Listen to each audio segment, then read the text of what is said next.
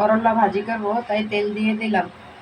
তেল গরম হয়ে গেছে, দিয়ে দেবো পেঁয়াজ কুচি, দিয়ে দেবো ৬-৭টা কাঁচামরিচ ফালি।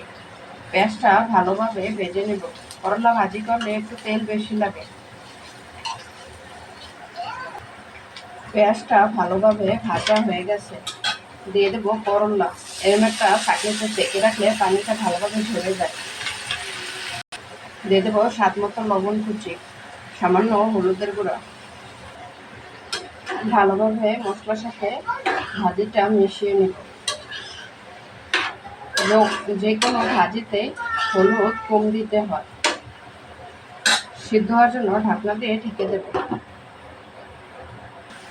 ভাজিটা একটু নাড়াচাড়া করে উল্টিয়ে পাল্টিয়ে দেবো। সুন্দর একটা ঘেরান হয়েছে, দেখুন কালারটাও কত সুন্দর হয়েছে। করলা ভাজিটা হয়ে গেছে, দেখুন কত সুন্দর ঝরঝরা হয়েছে, আর দেখতেও কত সুন্দর লাগছে।